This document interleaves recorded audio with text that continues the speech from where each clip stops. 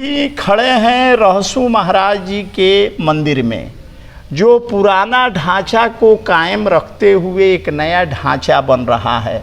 अभी कुछ समय पहले हमें एक व्यक्ति से बात हुआ जिन्होंने बताया कि रहसू महाराज जी के कार्यों से 1986 से जुड़े हैं। अब हम यहाँ के प्रधान पुजारी जी से बातचीत कर रहे हैं। आप हमें यह बताएं कि रहसू महाराज की क्या कहानी है जो लोग जानना चाहते हैं। वैसे किदवंतियाँ बहुत सारी है, लेकिन आप बताइए इस कहानी के बारे में। रहसू बाबा जी से है ना, आज से 2500 वर्ष पहले की घटना है। कौरू कुमच्छा से देवी भ्रमण में आई थी क्षेत्र में, तो ये क्षेत्र उनको अच्छा लगा, तो उन्होंने सोचा कि मैं अपना कोई माध्यम लेकर अपना स्थान यहाँ बनावे। रोचक जब जगह लगा तो उन्होंने देवी जो कौरू कुमच्छा वाली है भ्रमण करते करते इस नगर को अगल बगल भ्रमण किया, तो एक मुनिया नाम की लड़की चमार जाति से सीधा साधा भोला जिसे नहीं कहते हैं उससे मुलाकात हुआ। देवी अपना रूप को प्रकट किया, व्यक्ति रूप में बुढ़िया का रूप धरकर उससे बातचीत किया।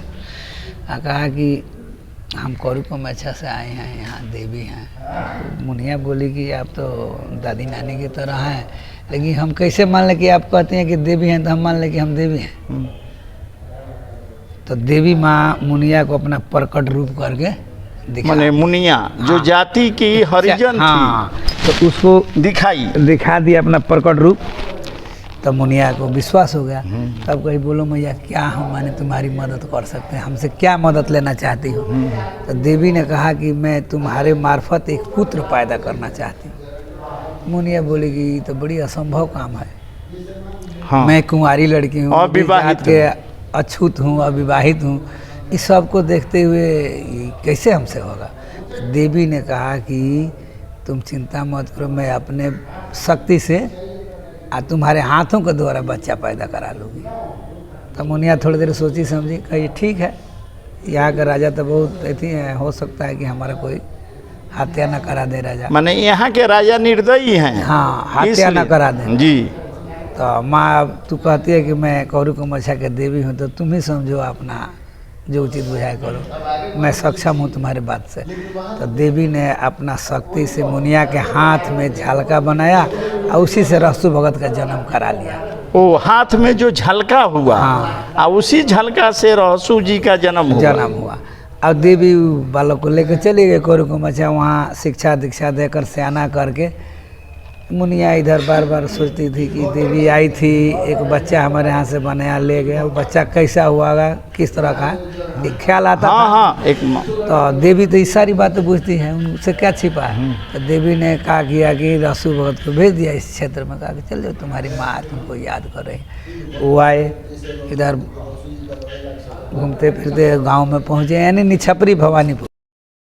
हाँ। निछपरी भवानीपुर में पहुँचे तो मुनिया भी पहचान लिया, धीरे धीरे पहचान जो दिया था इसके मार्फत पहचान लिया। तो लगे रहने, तो यहाँ बारिश पानी नहीं हुआ था, अकाल पड़ा हुआ था, भोजन का दिक्कत हो रहा था।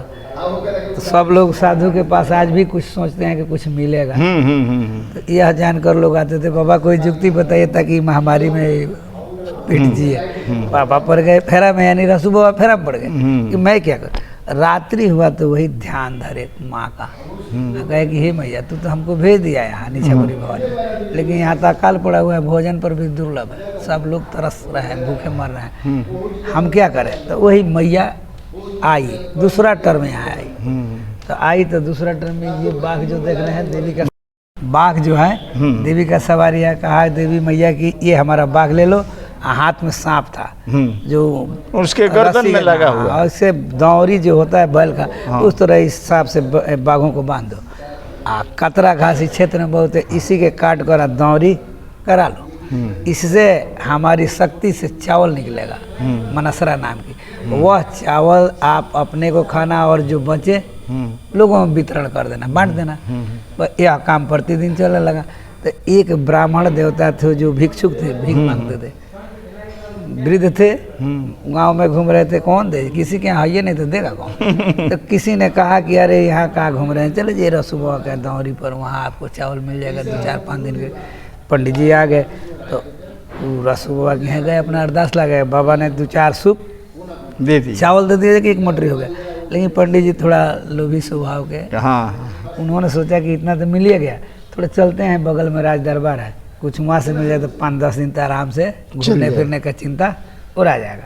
यही सोच के राज दरबार में इस थावे नगरी में राजा मनन सिंह का राज था।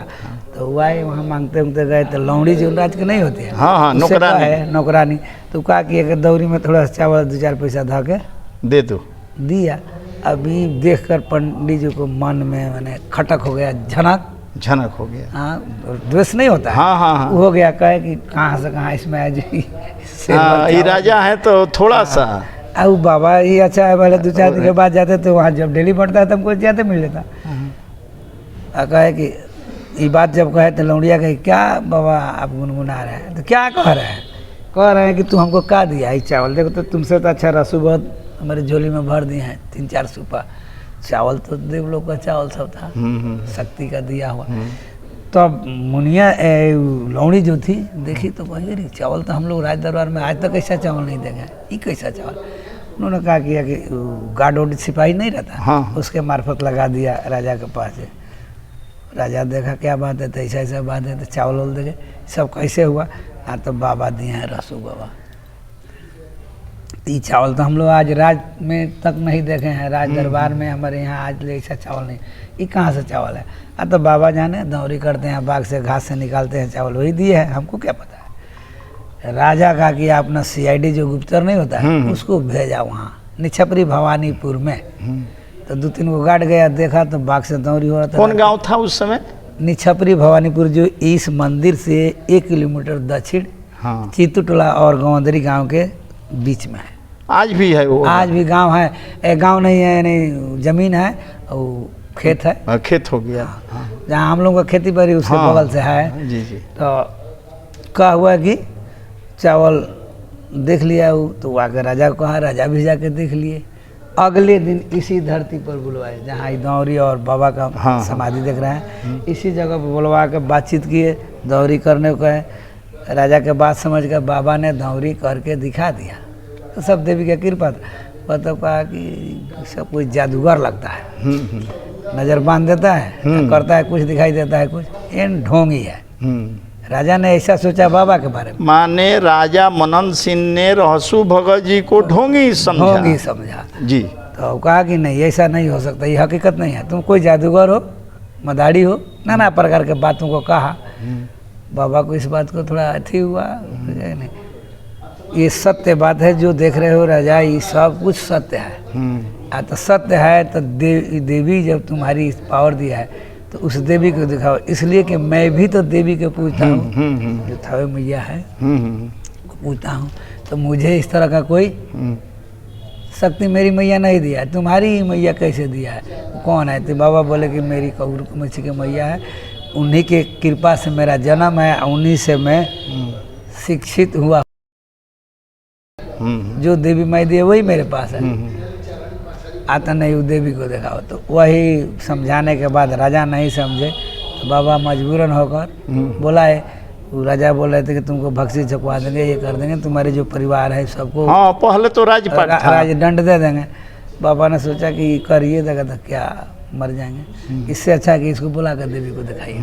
तो ध्यान धरे बाबा इसी जगह पर, इसी जगह पर जहाँ आज मंदिर है, अब बाबा का जहाँ मूर्त, और वही देवी को जंगल में, जंगल नहीं था, वो टाइम राज दरबार था, ये सब राज दरबार था। तो देवी वहाँ से चली तो थोड़ा गुस्सा हो गई, कौरू कमाशा कलकत्ता आई, पटना आई, आमी आई, ऐसे सिमरौनगढ़ होते हुए घोड़ा घाट अपने सासा मूसा के बगल में है, वहाँ से होते हुए वहाँ आने के बाद भी बाबा समझाए, लेकिन राजा कहा कि मेरा विनाश होगा वो मंजूर है, लेकिन मैं देखूंगा तो देखूंगा। माने रहसू बाबा समझा रहे थे राजा मनन सिंह को कि मत बुलाइए देवी को, आपका विनाश होगा, लेकिन राजा साहब इस बात के लिए तैयार नहीं थे। कहे कि हम देखेंगे तो देखेंगे, मेरा विनाश हो जाएगा, राज हो जाएगा, मर जाएंगे और क्या होगा। बाबा लास्ट में वही जब घोड़ा घाट से देवी को पुकारे, तो देवी वहाँ से चली, आंधी तूफान पूरा भूकंप मचा दिया। आई जो जंगल देख रहे हैं 95 एकड़ में राजा का राज दरबार था, जगह जगह किला सब कुछ नहीं होता है, ये सब चीज़। अब यहाँ आंधी तूफान आ रहा है, कहीं बिल्डिंग ढह रहा है, कहीं कुछ हो रहा है, कहीं कुछ गिर रहा है, कहीं पेड़ गिर रहा है, कोई दबा कर मर रहा है, कुछ कुछ होते जा रहा है। बाबा ने समझाया कि राजा देखिए अभी भी रुक जाइए, अभी भी समझ जाते तो बच जाते। कहा कि ही तो आंधी तूफान प्राकृतिक आपदा है, आता जाता है, इसमें देवी का कोई शक नहीं। तब कहे बाबा कि हे मैया, ये समझने वाला नहीं, जो होना है हो। वही देवी माई चली, पूरा भूचाल मचा दिया। जो आज जंगल देख रहे हैं, हाँ हाँ, उसी किला पर धीरे धीरे जंगल हुआ है। और देवी आई तो बाबा का मस्तक फाड़ कर दिखा दिया प्रमाण में कि तुम ढोंगी ढकोसला जादूगर समझते हो, वैसा ये रसू भक्त नहीं है। हाँ। मैं इसके हृदय से होकर देखो कैसे मस्तक फाड़ कर देखा। अच्छा, वही कंगन देखे, हाँ, राजा भी समाप्त, राज दरबार भी समाप्त। ये जंगल बन गया। बाद में घर रहने के बाद तो जंगल हो ही जाता है। हाँ, तो बहुत पीछे आकर हाँ, देवी जो ही है कौरी कुमारी। अच्छा, लेकिन आज एक चीज कहा जाता है, जो हथुआ के राजा हैं उनको वही बात बता। तो देवी यहाँ जब रहने लगी तो वन में तो हो गई। तब जब हथुआ महाराज का राज जब हुआ, तो मालकियत जहाँ हुआ, तो देवी ने महाराज बहादुर हथुआ के पूर्वजों को स्वप्न दिखाया कि आपके राज्य में मैं इतना वर्षों से हूँ, यानी 2500 वर्षों से आपके राज्य में हूँ, आप इस मंदिर को बनवाइए। तो वही महाराज बहादुर के पूर्वज लोग मंदिर बनवा दिए वहाँ, यहाँ दौरी बनवा दिए, जिसके चलते उस पर हथुआ राज का जी जी बोर्ड लगा हुआ है। हाँ, जो हमारी कुल देवी है। कुल देवी तो दादा बाबा जो चीज़ बना दिए, यानी महाराज असु भगत जी का यही सही कहानी है, रियल है बात, यही रियल बात है। अब इसको लोग अब थोड़ा सा इससे हट के हम पूछेंगे, एक बात और बताइए कि क्या जब रहसू जी का कमेटी बन रहा था तो जाति संबंधी कोई बात आया का कि इस जाति के हैं तो इसमें अधिक लोग रहेंगे, ऐसा कोई बात है? ऐसा जातिगत कोई थी नहीं, बात नहीं है। इसमें देखिए देवता और देवी और नदी और आकाश सबका होता है, कुछ नहीं।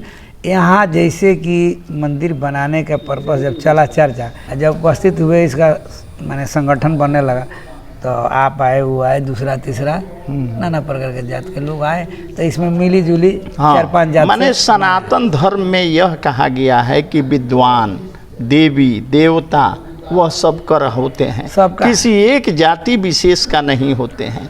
अगर समाज में कोई पढ़ा लिखा विद्वान है तो सबका है। आज हमारे राष्ट्रपति राम गोविंद जी हैं तो वह सबके हैं, किसी पर्सनल जाति के नहीं है। इसी तरह हमारे महाराज जी भी सबके हैं। मैं इसी वंश से, बाबा के वंशज हूँ, मैं जाति से चमार हूँ। अच्छा, बाबा के वंशज हैं? तब मैं यहाँ, आपका चर्चा हम सुने हैं। तो ठीक है। अरे माने बाबा रहसू के आप वंशज हैं? हाँ, तो मैं यहाँ जात से चमार हूँ, यहाँ पुजारी का काम कर रहा हूँ। तो बहुत लोग पंडित समझते हैं, ब्राह्मण समझते हैं, लेकिन मैं जात से तो चमार हूँ, विद्या से न पंडित हूँ। मैं संस्कृत से मध्यमा हूँ, ऐसे इंटर का छात्र हूँ, ऐसे प्राइवेट स्कूल का टीचर भी था गांव में।